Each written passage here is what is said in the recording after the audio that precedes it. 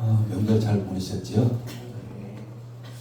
우리 오늘 본문을 1절부터 이제 하나의 본문입니다. 그런데 좀 길다가 보니까 그래도 본문 중에서 가장 핵심적인 부분만 우리가 읽었고요. 여러분들 시간이 되신다면 7장 전체를 한번 읽어보시기 바랍니다.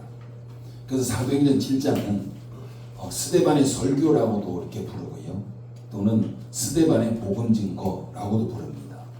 그리고 실제적인 형식을 보면 스데반이 재판을 받는 과정에서 지금 변론하고 있는 그런 내용인 거죠. 그래서 상당히 길게 지금 변론하고 있는 바로 그런 부분들을 볼 수가 있습니다. 그래서 오늘 시간 관계상 그냥 짧게 우리가 핵심적인 부분만 읽었기 때문에 여러분들이 나머지는 한번 읽어보시기 바랍니다. 우리가 지난주에 살펴본 걸 보면 스데반이 은혜가 충만해서 성령이 충만해서 교회 밖에 나가서 복음을 증거하기 시작했습니다. 그런데 스데반이 복음을 전할 때 그 유대 종교 지도자들이 스데반을 당할 수가 없었습니다. 그 이유는 물론 스데반에게 하나님께 주신 은사도 있었지만 그 은사에 성령님의 역사가 강하게 나타났기 때문에 그들이 스데반이 전하는 말에 대해서 더 이상 상대할 수 없는 바로 그런 모습이었던 거죠. 그래서 유대 종교 지도자들은 사람들을 이렇게 매수하게 돼요. 거짓 증인들을 세우게 됩니다. 돈을 주고서. 그러면서 스데반을 모함하게 했고, 그래서 스데반을 잡아들여서 지금 공의에서 재판하고 있는 바로 그런 과정입니다. 근데 그 당시도 마찬가지로 재판 과정에서 그 피고에게 변론할 수 있는 기회를 주죠. 그래서 오늘 본문 말씀이 그 재판 과정에서 지금 스데반이 자신을 변론하고 있는 바로 그런 내용입니다. 근데 변론한 내용을 보면 이스라엘 역사를 전반을 걸쳐서 쭉 처음부터 이렇게 쭉 내려오고 있는 그런 부분들을 보게 돼요. 그래서 스데반은 아브라함부터 시작을 합니다.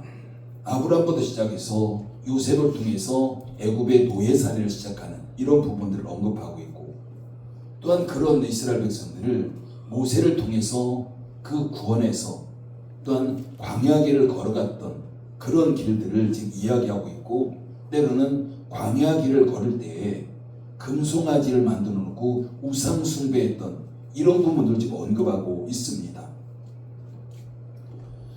그리고 이어서 다윗과 솔로몬을 통한 그런 성전 건축의 이야기 하면서 이스라엘 백성들의, 이스라엘 민족의 전반적인 역사를 언급하고 있습니다. 이런 전반적인 언급은 지금 유대 종교 지도자도 전혀 거부감이 없습니다. 그들이 너무나 잘 알고 있고 그들이 믿는 하나님이었기 때문에. 그런데 스데반이 이스라엘 백성들의 전반적인 그런 역사를 지금 언급하고 있는 것은 그 역사마다 하나님이 그들과 함께 하셨고 하나님이 인도하심이 있었음을 지금 그들에게 전하고 있는 바로 그런 부분들입니다. 즉 하나님의 섭리를 그들이 그들에게 설교하고 있다고도 할 수 있고요. 변론하고 있다. 때로는 복음을 전하고 있다라고도 할 수가 있습니다. 근데 오늘 본문 말씀 같은 경우는요. 그 본문 이전에 스데반이 이야기하고 있는 것과는 그 어조가 너무 달라요. 근데 굉장히 공손하게 지금 이스라엘 역사 전반에 걸쳐서 지금 스데반이 이야기하고 있었고, 그러다가 갑자기 그 어조가 바뀌면서 그들에게 강하게 지금 이야기하고 있는 바로 그런 부분들이 오늘 본문의 말씀입니다. 51절 말씀 읽어볼까요? 51절 읽습니다. 시작. 목이 곧고 마음과 귀에 할례를 받지 못한 사람들아, 너희도 너희 조상과 같이 항상 성령을 거스르는도다. 이 말씀이요 스데반의 긴 설교의 핵심입니다. 너희도 너희 조상들처럼 항상 성령님을 거슬렀다. 이게 지금 스데반 설교의 핵심이에요. 이 말은 우리가 복음 안에 들어와 있는 자들은 어느 정도 이해를 할 수 있어요. 그런데 불신자들이라든가 복음과 관계없이 살아가는 사람들, 이런 사람들에게는 잘 이해할 수 없는 바로 그런 말씀입니다. 여러분, 성령을 거슬렀다는 말이 무슨 의미일까요?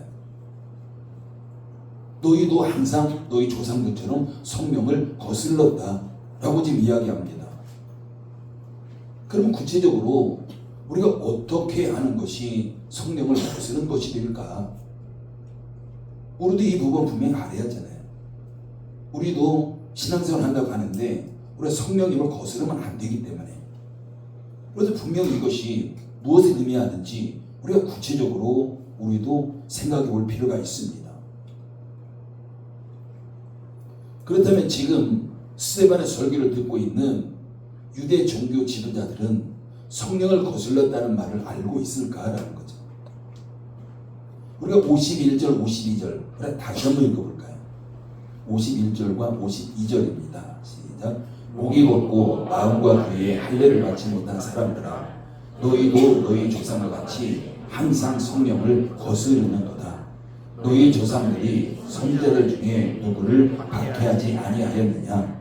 의인이 오시리라 예고한 자들을 그들이 죽였고 이제 너희도 그 의인을 잡아준 자요 살인한 자가 되나니. 우리 이 말씀 보면요, 성령을 거슬렀다는 것이 구체적인 증거가 지금 나오고 있습니다. 우리가 첫 번째는 예수 그리스도를 거역하고 죽인 것입니다. 지금 유대인들이 예수님을 거역하고 예수님을 죽인 것, 이게 바로 스데반은 성령을 거스른 죄다라고 지금 이야기하고 있습니다. 여러분 한번 생각해 보십시오. 성령님이 이 땅에 오셨고요, 성령님은 우리 안에 지금 살고 계십니다. 그럼 성령님의 사역에서 가장 중요한 것이 뭘까? 성령님의 사역에서 가장 핵심적인 사역이 무엇이겠습니까? 우리는 많은 경우가 그냥 자연적으로 자신의 입장에서 생각해요. 많은 부분들 그렇습니다. 우리가 상대방의 어떤 입장 이런 걸 고려하기보다는 저절로 우리 안에서 내 입장에서 많은 부분들을 행하고 생각하고 말하고 이런 부분이 나오는 걸 볼 수가 있습니다. 그러면 성령님께서 우리에게 오셨는데 우리에게 오신 성령님이 가장 중요하게 여기고 있는 것이 뭘까라는 거죠. 성령님이 가장 중요한 사역이 뭘까? 우리가 일반적으로 그렇게 생각합니다. 성령님은 우리가 성경에 이렇게 나와요. 우리를 보혜사 해가지고 우리에게 은혜를 주시고 보호하시고 우리를 가르치시고 우리 인도하시고 그렇게 나옵니다. 근데 우리가 보통 일반적으로 성령님의 사역하면 주로 그런 부분들 우리가 떠올려요. 우리가 틀리진 않지만 그게 성령님의 사역의 핵심은 아닙니다. 성령님의 사역의 핵심 때문에 성령님도 우리를 보호하시고 은혜를 주시고 우리를 가르치시고 생각나게 하시고 인도하시고, 이것은 그 다음 문제예요. 성령님이 가장 중요하게 여기고 있는 핵심은 바로 복음입니다. 복음 전파인 거예요. 복음 전파 때문에 우리를 지키시고 보호하시고 인도하시는 겁니다. 근데 우리는 일반적으로 그 복음이라는 것들 생각하기보다는 성령님은 나를 도와주시는 분, 나에게 능력을 주시는 분, 나를 인도하시는 분, 우리 이 정도 우리가 머물러 버리는 거죠. 우리 유대 종교 지도자들은 의도적으로 성령님의 구원 사역을 지금 회방하고 있는 겁니다. 즉 성령을 거스르는 그런 죄를 범하고 있는 거죠. 그럼 두 번째는 성령님을 거스른 죄는 조상 때부터 계속되었는데 지금 너희도 여전히 조상들과 똑같이 성령님을 거스르고 있다. 이게 지금 스데반의 설교입니다. 첫 번째는요, 바로 예수 그리스도를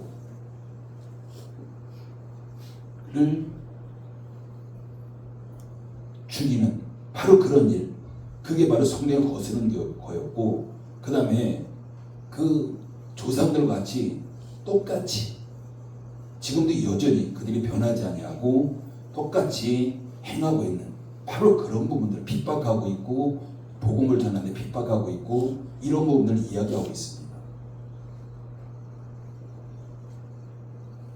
지금 유대 종교 지도자들이 성령을 거스르고 메시아를 반대한 죄가 지금 처음 일어나는 게 아니라는 거죠.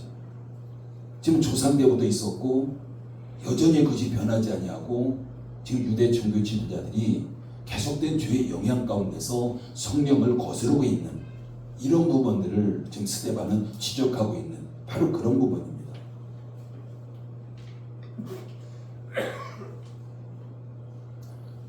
그럼 조상 때부터 성령을 거스른 구체적인 죄가 무엇일까요?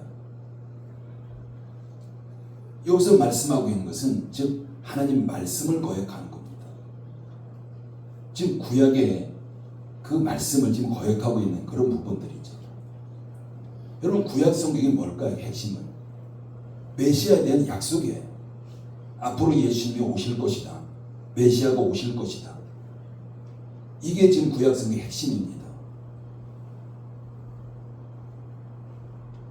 메시아에 대한 약속이 구약 성경인데 바로 구약 성경에 나오는 그 말씀을 믿지 아니하고 그걸 회방하고 있고 그게 바로 성령을 거스르는 죄다라고 지금 이야기하고 있습니다.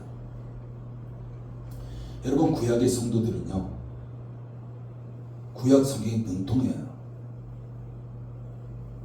우리가 성경이 지금 우리에게까지 전해오는 걸 보면 물론 사본으로 이제 기록돼서 전해오고 있지만 그 사본으로 남겨지기 전까지는 구전으로 전해졌던 게 성경입니다.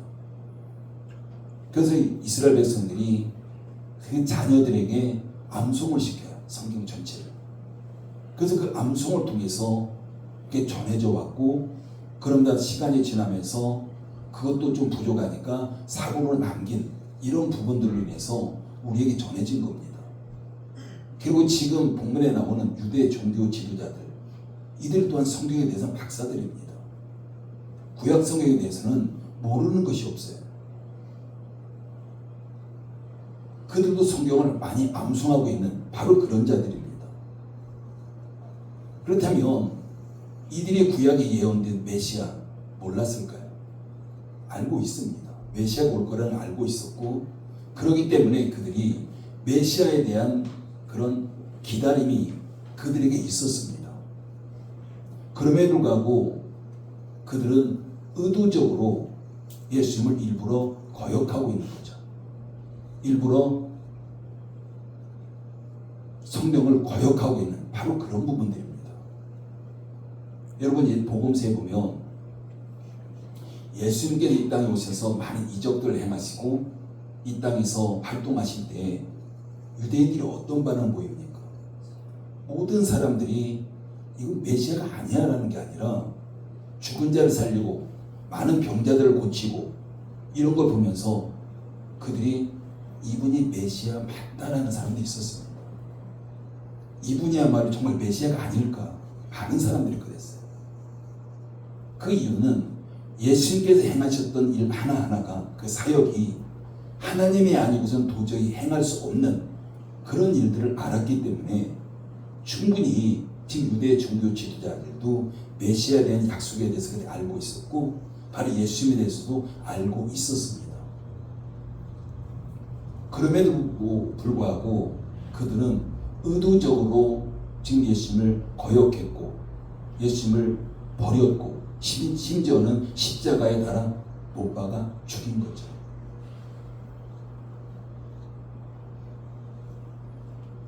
그럼 메시아를 거역한 죄, 그 약속을 알면서도 성령을 거스른 죄, 그 결과가 무엇입니까?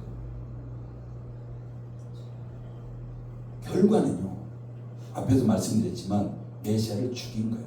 그들이 예수님을 죽인 겁니다. 바로 이와 같은 것들은 의도적으로 구원의 역사를 회방하는 그게 지금 유대인들이에요. 여러분 유대인들이 예수님을 바라보는 시각이 달라요. 메시아로 바라보려고 하지 않아요. 그냥 단지 많은 일들을 행하셨어도 단지 인간 예수로 바라보는 겁니다. 그래서 지금 스데반은 유대인들에게 너희들이 인간 예수를 죽인 것이 아니라 성령님의 구원 사역을 해방한 것이고 성경 말씀 가운데 계시된 메시아를 죽인 것이다. 이게 지금 스데반의 핵심입니다. 그렇기 때문에 너희들은 죄는 결코 작지 않다. 아주 큰 죄를 지었다. 이것이 스데반 설교의 핵심입니다. 여러분 지금은 어떨까요? 우리가 성령님 하면 많이 인식하지 않는 사람도 있지만 또 인식하는 사람도 있습니다. 그런데 성령님의 사역에 대해서 그냥 내 입장에서 생각하는 거예요. 나를 도와주시는 분, 내가 어떤 문제가 있을 때 능력을 주시는 분. 물론 틀리지는 않습니다. 그리고 하나님에 대해서도 그렇잖아요. 우리가 하나님 중심적인 신앙생활이 아니라 내 중심적인 신앙생활이에요. 우리가 하나님 믿는다고 하지만 하나님은 나를 반드시 도와주셔야 되는 분. 내가 어려운 가운데 있을 때 하나님은 도와주셔야 되는 분. 우리가 이렇게 생각하는 거죠. 그러면서 내가 기도 제목을 가지고 있으면 그 기도 제목을 하나님이 이루어 주셔야 되고 내 기도 제목을 맞춰줘야 되고 이런 신앙생활이 많은 거예요. 내 기도 제목을 바꿔서 하나님 뜻으로 바꿔가야 되는 이런 모습이 아니라 내가 어떤 기도 제목을 가져도 하나님은 그 기도 제목을 이루어줘야 되는 분. 우리 이렇게 신앙생활하는 경우가 참 많습니다. 우리가 그렇게 된다면 우리 또한 유대인들처럼 성령을 거스르는 일들이 많이 나타날 수밖에 없습니다. 요한복음 14장 26절 보면 성령에 대해서 이렇게 말씀하고 있습니다. 보혜사 곧 아버지께서 내 이름으로 보내실 성령 그가 너희에게 모든 것을 가르치고 내가 너희에게 말한 모든 것을 생각나게 하리라. 모든 것을 가르치고 모든 것을 생각나게 하리라. 쉽게 말하면 우리를 인도하시겠다는 거예요. 우리가 보혜사라는 말 자체가 우리를 보호하시고 은혜를 주시는 이게 보혜사예요. 앞에서도 언급했지만 우리 성령님의 사역에 대해서 우리 다시 한번 생각하셔야 돼요. 이건 틀린 말은 아닙니다. 우리를 지키시고 보호하시고 우리를 가르치시고 생각나게 하시고 은혜를 주시고 틀리진 않아요. 틀리진 않지만 그 핵심에 어떤 걸 가지느냐에 따라서 틀릴 수도 있습니다. 이 세상에서 그렇잖아요. 똑같은 걸 놓고 그걸 바라보는 시각이 사람마다 다릅니다. 내가 어떤 걸 가지고 바라보냐에 따라서 달라지는 거죠. 그럼 세상에서도 그걸 동일하게 보진 않습니다. 그 핵심을 가지고 바라보는 사람과 핵심에 벗어나서 바라보는 사람 당연히 다를 수밖에 없는 거죠.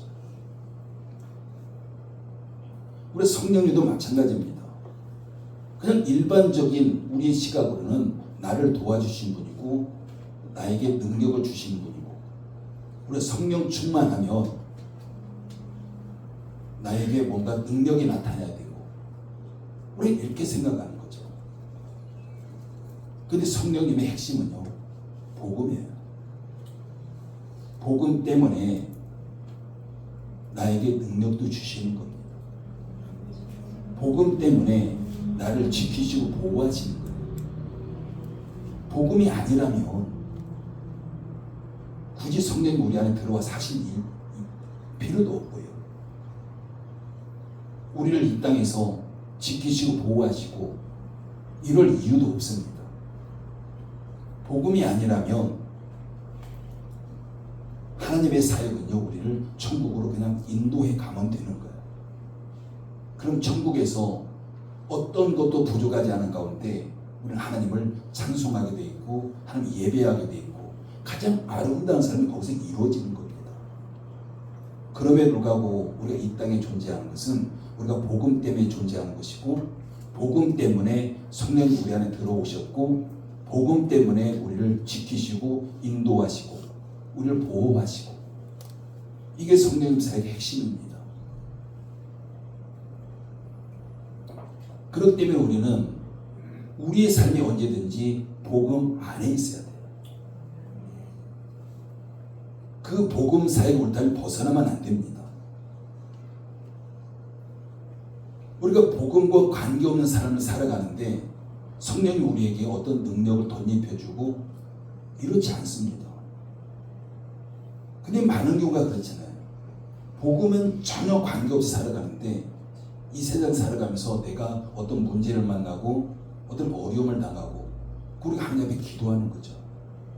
그러면서 이 문제 해결해 달라고, 이 환경을 해결해 달라고. 많은 사람들이 그런 기도합니다. 그럼 가장 먼저 우리가 그렇게 기도했다면 나를 돌아봐야 돼요. 내가 다시 복음 안에 들어가야 됩니다. 내가 하나님 말씀 안에 들어가야 돼요. 그 말씀 안에 살아가면서 우리가 그 기도가 지속된다면 당연히 하나님은 우리의 기도 가운데 응답해 주실 줄 믿습니다. 그런데 우리는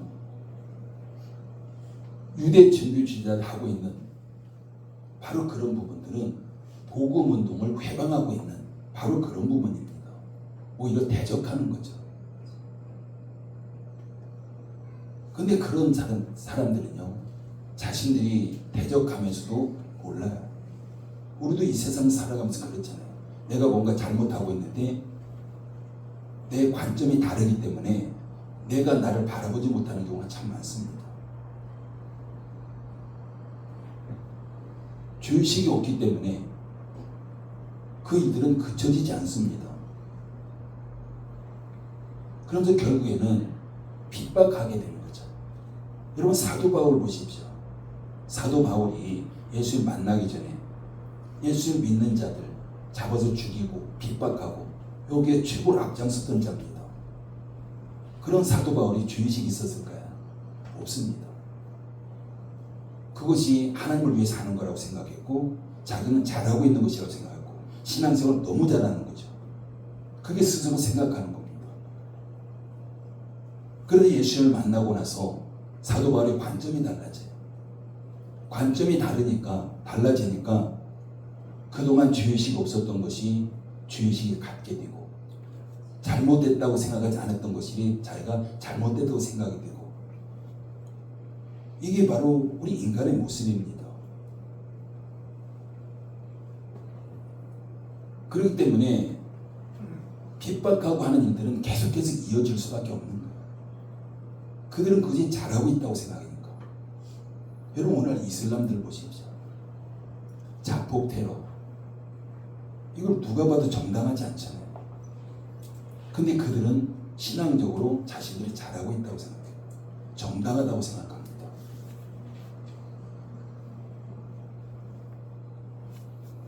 그래서 유대 종교 지도자들 그들이 조상들과 방법만 다를 뿐이지 언제든지 복음을 해방하고 있고 대적하는 그런 일들이 똑같이 일어나는 거죠.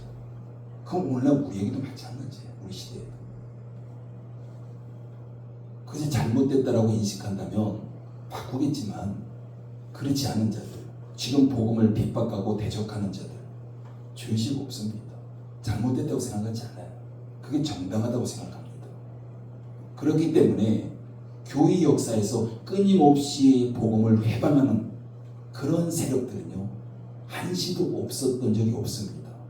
지금까지 계속해서 그런 세력들이 이어져 오고 있는 바로 그런 부분들이죠.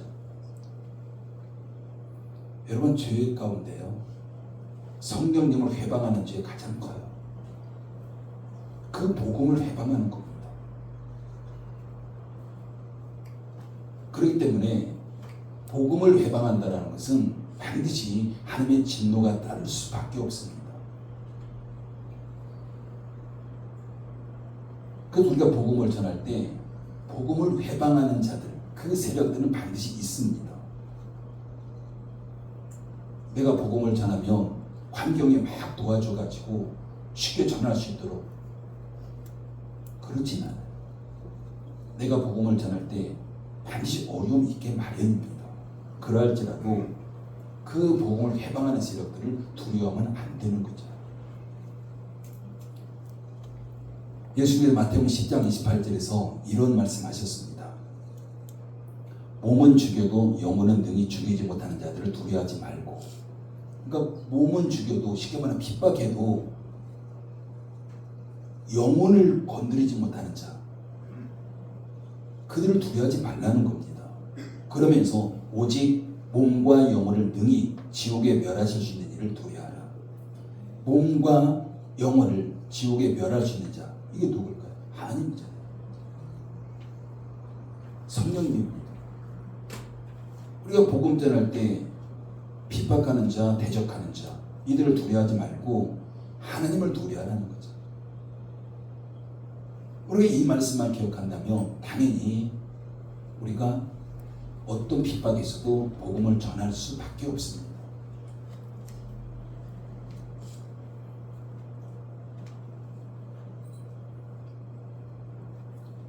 우리가 어떤 환경 속에서도 복음 증거를 중단하지 아니하고 계속해서 복음을 전해야 될 이유가 있습니다.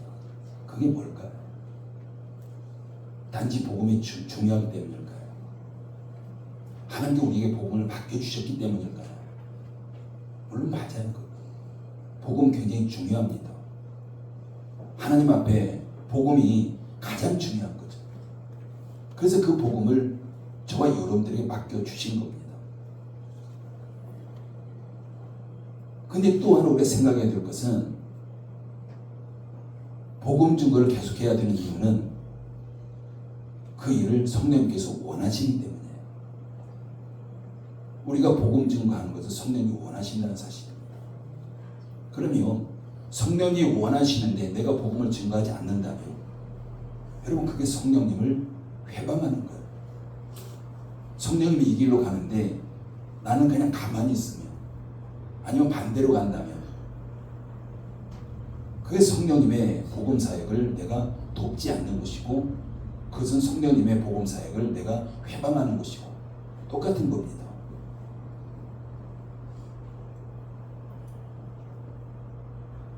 성령님께서 복음 사역을 가장 중요하게 여기시고 지금도 여전히 그를 행하고 계십니다. 그런데 성령님 단독으로는 그게 이루어질 수 없다는 사실이에요. 우리가 복음을 증거할 때 성령님은 우리에게 함께 하시면서 복음을 듣는 자에게도 함께 하시면서 그 역사를 통해서 그가 구원이 이루어진 것이지 우리가 손 놓고 가만히 있다면 성령님이 아무리 복음 증거를 원하신다고 할지라도 그 열매는 나타날 수가 없는 겁니다. 그렇다면 성령님께서 가장 중요하게 여기겠는 복음 증거, 나는 그냥 회방하지 않고 가만히만 있었다고 할지라도 그 자체가 성령님의 복음 증거를 회방하고 있는 바로 그런 모습이다라고 볼 수 있는 거죠. 그게 바로 성령의 뜻을 거스르는 것입니다. 우리가 복음 증거할 때 대적하는 세력들이 있습니다. 그런데 대적하는 세력들은 반드시 그 무릎을 꿇게 되어져 있습니다. 그럴 때 우리가 지속적으로 복음을 증거해야 되고 복음을 대적하는 자들이 있다고 할지라도 정말 그들이 굴복하면 안 되는 거예요. 우리가 끊임없이 우리가 복음을 전할 때 우리가 대적하는 자들 그들에게 회개할 기회를 제공하는 것입니다. 우리가 복음을 전하면 그들 또한 대적하고 핍박하고 할지라도 그들도 복음을 듣는 거예요. 그런데 결국에 그들이 회개할 수 있는 기회를 주는 것이고 성령님이 역사하시며 그들 또한 복음 앞에 무릎 꿇고 나오게 될 줄 믿습니다. 도마서 1장 20절에 보면요, 그들이 핑계하지 못할지니라. 나 복음 못 들었습니다. 나 예수님 알지 못했습니다. 핑계할 수 없다는 거예요. 자연을 통해서도 예수 그리스도에 대해 알 수 있고 많은 사람들이 복음을 증거할 때 그들 또한 복음을 들었고 그래서 우리가 복음을 증거한다는 것은 나 복음 듣지 못했습니다. 이런 핑계거리를 없애는 바로 그런 일이 되기도 하는 거죠. 그래서 우리는 어떤 상황 속에서도 우리의 삶의 복음의 핵심이 있어야 돼요. 내 중심적으로 성령님을 바라보는 것이 아니라 복음을 중심에 놓고 성령님을 바라보셔야 됩니다. 내가 복음 안에 들어갈 때 그 성령님의 능력이 나에게 임하는 거죠. 근데 내가 복음 밖에서 우리 성령을 바라본다면 그 성령의 능력은 나와 상관없는 이런 삶을 살아갈 수밖에 없습니다. 여러분 에베소 4장 30절 보면 이런 말씀이 나옵니다. 하나님의 성령을 근심하게 하지 말라. 성령을 근심하게 하지 말라고 말씀하죠. 성령님은 인격적인 분입니다. 그렇기 때문에 성령님이 근심도 하시는 거예요. 여러분 만약에 우리 안에서 성령님이 나 때문에 근심하고 있다면 결과가 어떤 일이 날까요? 우리의 삶에 복이 될 수가 없는 거예요. 내 안에 성령님이 근심하고 있다면. 그 반대로 내 안에 사시는 성령님이 내 안에서 기뻐하고 있다면, 나 때문에 기뻐하고 있다면 바로 그게 복인 거죠.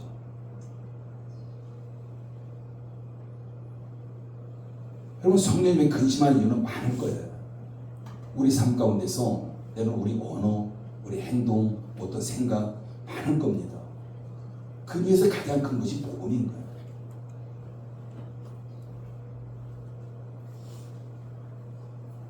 내가 복음 증거하는데 주저하게 된다면, 머뭇거린다면 그 또한 그것이 성령님을 근심하게 하는 겁니다.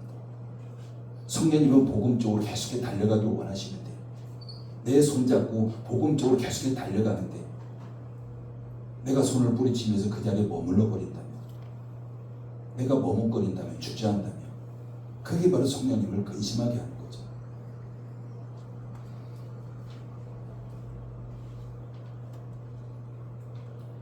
정말 내가 복음을 증거하면서 대적자들 때문에 내가 복음 증거를 그만둔다면 그게 바로 성령님의 근심이 되는 거죠.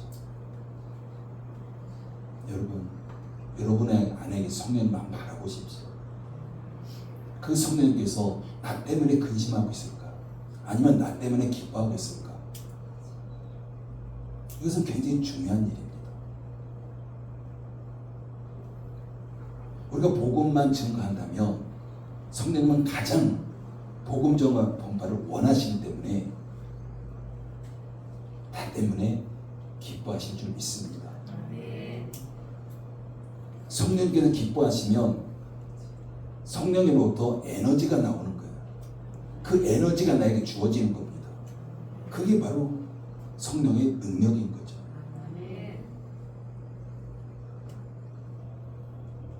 성령님의 능력이 나타난다는 것이 우리에게 바로 축복입니다.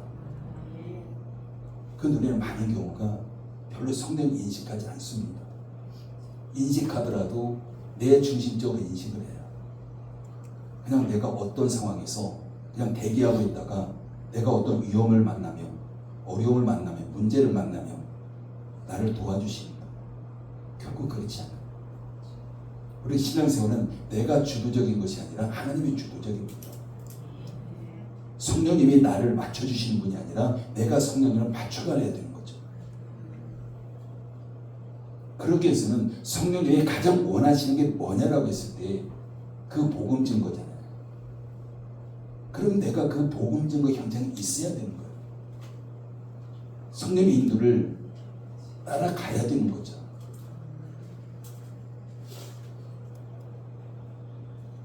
우리가 그렇게 된다면 우리의 인생이 축복된 인생을 살아가게 될 줄 믿습니다. 근데 우리 많은 경우 그렇잖아요. 성경에 보면은 기도하면 구하면 주시겠다고. 여러분 그런 구절들을 보면요, 앞뒤 문맥을 잘 보시면 항상 조건이 붙어 있어요. 어떤 것도 따지지 않냐고 무조건 기도하면 다 줄 것이다 이런 말은 나오지 않습니다. 근데 우리가 성경 읽을 때 우리가 암송도 하잖아요. 그 부분만 딱 따서 우리가 암송합니다. 그 부분만 받아들여요. 조건은 다 빼버리는 거예요.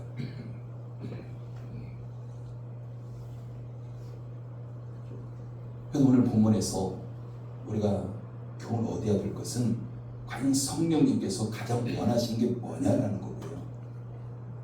성령께서 나에게 가장 원하시는 게 뭘까라는 겁니다.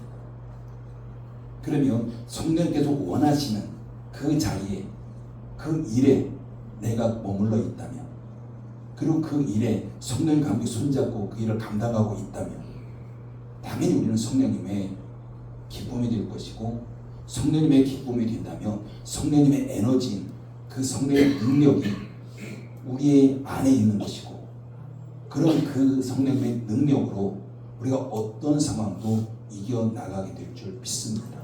그게 바로 복인 거예요. 단지 우리가 복을 구한다고 해서 주어지지는 않습니다.